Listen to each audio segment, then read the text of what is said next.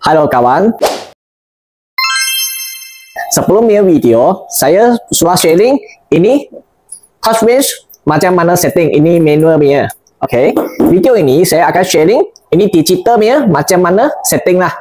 Ini digital punya banyak customer beli dengan kami, tetapi mereka tak tahu mau macam mana buat setting. Video ini saya akan buat satu ajaran lah. Okay. Korang boleh tengok, ini saya tutup dulu.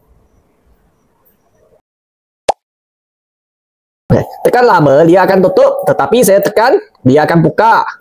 Dia sudah buka, saya tekan ini, lampu sudah ada. Okay. Saya boleh set dia punya unit. Okay. Macam mana set unit? NM, sekarang Newton.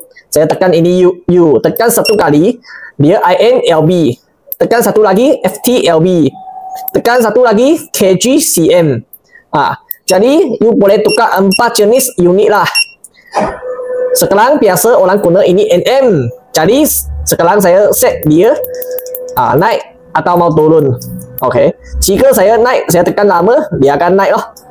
Naik sampai yang you mau set punya itu kekuatan lah. Dia sampai itu kekuatan, dia akan berhenti, akan bagi you signal lah. Ini turunkan lah. Okey, ini basic punya setting. Kedua, saya jika mau reset, saya tekan C, dia akan reset lah.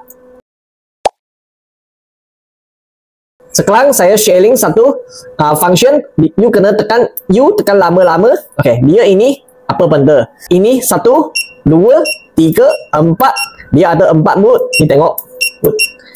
Okey, inilah dia mode lah. Saya tekan U lagi. Saya boleh pilih track atau pit.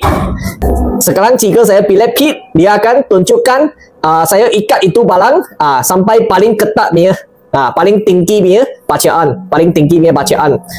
Kalau saya pilih track, masuknya sekarang saya ikat berapa, dia akan ikut lah. Nanti saya akan tunjukkan ini function. Korang tengok, sekarang saya pilih pit punya mode. Okey, paling tinggi 10.66, dia sudah ada bunyi. Sekarang saya letak ini, saya ikat dia. Korang boleh tengok. Okey. Sekarang saya tengok 8.07. Tadi saya ikat paling ketat 8.07. Sekarang saya lagi ikat. Okey. Kenapa ada bunyi? Sebab dia sudah lebih 10. Tadi saya set 10 lebih. Dia sudah lebih itu target, dia akan bunyi dan dia pit di sini. Dia paling tinggi punya bacaan lah. Sekarang saya lagi ikat. Sebab semakin ikat, dia semakin ketat.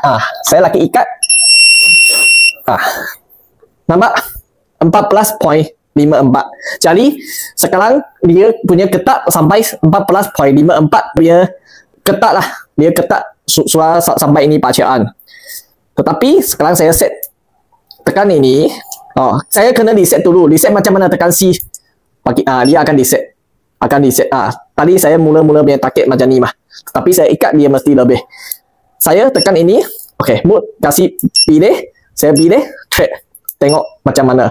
Dia 200 pun tak kisah. Okey. Tapi ini track masuknya. Korang tengok baik-baik. Ini track masuknya. Saya sampai berapa, dia akan ikut saya. Sekarang 12, 11, 13, 14. Tetapi saya ambil keluar, dia sudah tak ada. Masuknya sekarang berapa bacaan, dia akan ikut sekarang punya kekuatan. Kenapa dia akan pi? Sebab sudah lebih 10 lebih. You tengok, ini saya boleh target. Tetapi sudah lebih, dia ada suara. Faham? Jadi, you boleh faham antara track dengan itu pit ke.